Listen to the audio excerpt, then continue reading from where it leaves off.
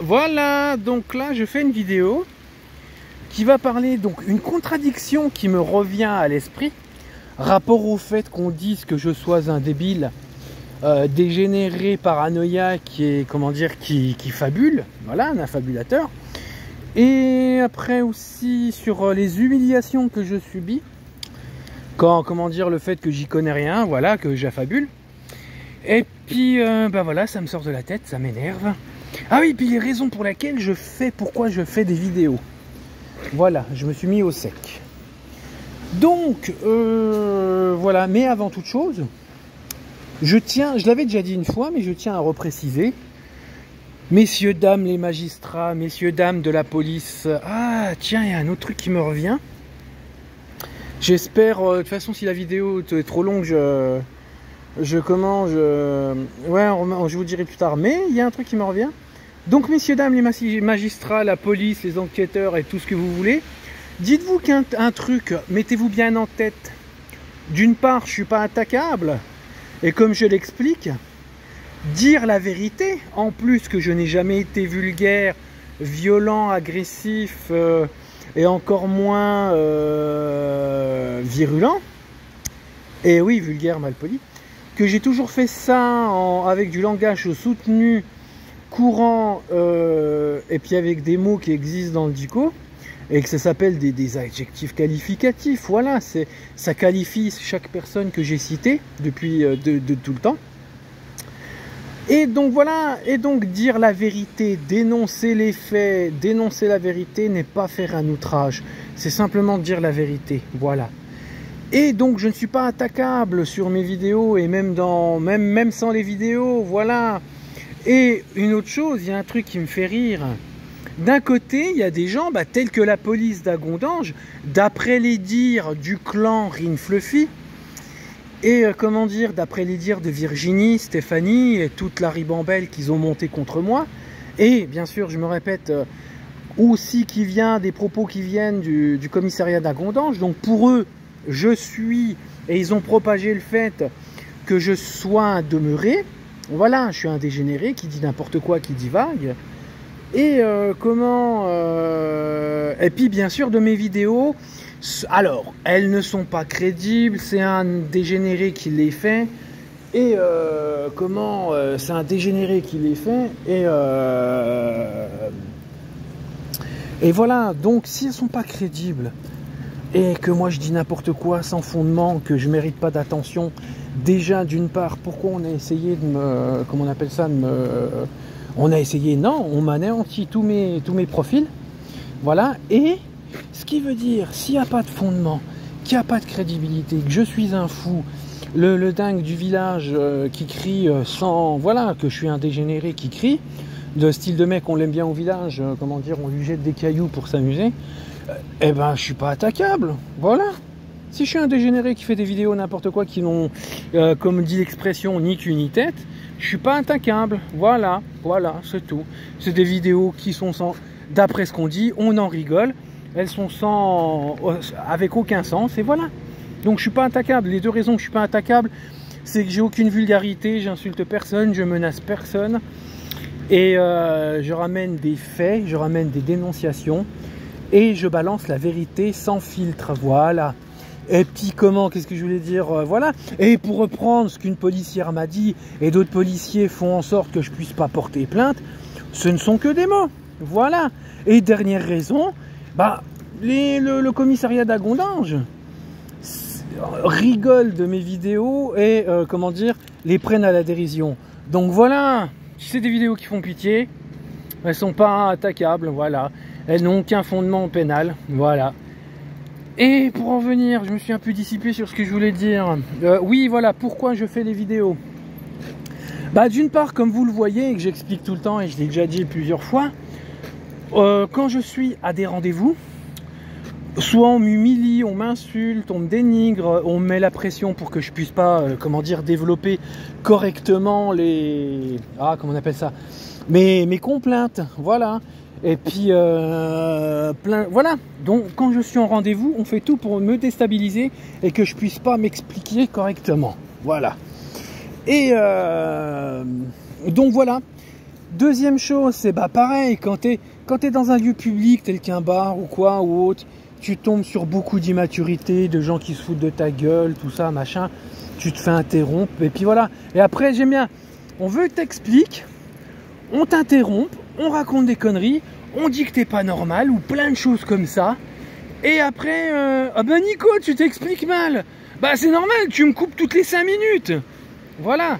Après, deuxième chose, comme je subis des menaces de mort qui ont précédé du harcèlement, voilà, là je vais pas me répéter, harcèlement, menaces de mort, tout plein de choses comme ça, par le commissariat d'Agondange, qui a mal fait son travail, qui a fait des manquements déontologiques et qui a soutenu des plaintes qui m'ont mené à des gardes à vue et à me faire violenter en garde à vue par des... Voilà les choses là. Et quand je pense avoir des rendez-vous qui puissent m'aider à dénouer certaines choses, non, je me retrouve encore la cible d'amalgame et le fait de ne pas pouvoir parler. Donc voilà pourquoi je fais des vidéos comme ça, on est sûr de, si on veut savoir ce que j'ai à dire, bah à la vidéo, on appuie sur pause, voilà, mais on ne peut pas m'interrompre. Et avec ça, je suis isolé psychologiquement. Comme maintenant, il y a une question on me pose, et maintenant, c'est même plus de l'humour, c'est même plus du second degré, c'est du premier degré. Et la vérité, j'ai pas de potes, je suis un JPP, je n'ai pas d'amis, je n'ai personne, je n'ai plus aucun, même point de vue féminin, je n'ai plus aucun contact féminin. Pourquoi? Parce que d'une part, il y a le clan Rin Fluffy avec Stéphanie et Virginie en complicité de certains policiers qui ont fait en sorte de mener un harcèlement. D'un côté, il y en a, ils ont gangréné les commissariats de police et le tribunal de, comment on appelle ça, de Nancy. Et d'un autre côté, il y a la Stéphanie et Virginie qui sont amusées à aller voir des gens de mon travail qui, en plus d'un certain harcèlement au travail, ont amplifié cet harcèlement pour que je ne puisse plus me confier à qui que ce soit. Et à peine je me confiais, ça se retournait contre moi parce qu'on me disait que je suis qu'un débile. Voilà. Et puis après, bah voilà, c'est là qu'est venue la dépression. Dépression, t'essayes d'en parler, bah tout le monde se fout de ta gueule, tout le monde te fait des reproches, et voilà. Et en plus le fait d'avoir perdu ton travail, bah si tu travailles pas, t'as plus de quoi côtoyer des personnes. Voilà, donc avec cette dépression, en plus qu'on ait fait en sorte qu'il n'y ait plus personne qui vienne vers moi, et le peu de personnes que je contactais se foutaient de ma gueule, et ben voilà, je me suis retrouvé strictement seul. Et le peu de personnes qui me parlaient, soit ils pigeaient que dalle à l'histoire, soit j'étais un branleur. Voilà. Et en plus de ça, pour en revenir au fait là, Tagada, branleur, Nico qui perd son travail, je voulais dire un truc d'important sur ça. Et donc isolé psychologiquement, j'avais plus d'amis. Ouais bon, si ça me revient, je le dirai. Et donc le perdre le travail, le psychologiquement, j'ai plus d'amis, j'étais seul. Donc ouais, au travail. Oh, je sais plus ce que je voulais dire, mais voilà, il y a le travail qui fait que je n'ai plus aucun contact avec personne. Et le fait qu'on m'humiliait... Ah oui, petite parenthèse, c'est, vous voyez, quand tu es en dépression, qu'il t'arrive une merde, et qu'en plus de ça, on amplifie ta dépression en faisant de l'incitation à la haine, les gens, quand tu es dépressif, que tu n'as pas tu ne peux pas ramener physiquement ta maladie, on se fout de ta gueule.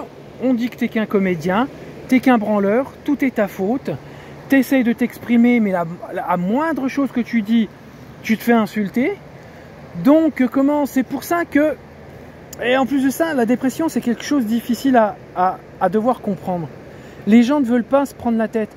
Donc, moi je te dis un truc, je donnerais ma vie entière pour avoir un cancer ou le sida.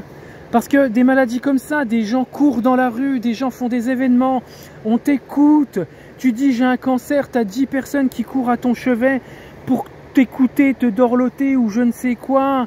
Voilà, mais tu dis je me suis fait agresser, ma maladie ne se voit pas, je suis dépressif, j'ai besoin qu'on me sorte de, comment dire, de cet isolement psychologique. Les gens t'insultent et disent que c'est ta faute et sans chercher. Et c'est au bout de quelques années qu'on voit tes agresseurs et le probant des choses et qu'on vienne « Ah, on aurait dû l'aider !» Ah bah franchement, allez vous faire foutre maintenant. Mais oui, je vous dis clairement, j'aimerais mais au plus profond de moi, choper un cancer ou le sida et avoir le plaisir de refuser à me soigner, voilà. Parce que tout le monde aide les maladies à la mode qui se voient, mais il suffit que tu aies une maladie qui n'est pas populaire, qui n'est pas dans les tendances de mode, qui est difficile à comprendre, tu te feras insulter, voilà. Et dernière chose, bah voilà, sur ça, voilà les raisons pour lesquelles je fais des vidéos, pour, en plus de montrer la vérité, que les gens me coupent, m'humilient, ou quand je suis en rendez-vous, on me met la pression, on me contredit, et on fait des systèmes de contradiction. Bah voilà, je préfère faire une vidéo, au moins tu te fais pas insulter, on t'écoute si on a envie, on appuie sur pause quand on a envie, et puis voilà, c'est tout. Et puis ça permet, quand je vois le nombre de personnes qui vont sur mes vidéos, ça me permet de briser mon isolement psychologique. Voilà, briser, non, mais d'aider à avoir 5% de mon isolement psychologique qui en remède. Voilà. Après, donc j'avais fait cette vidéo pour les profils. Non, les profils, ce sera une autre vidéo.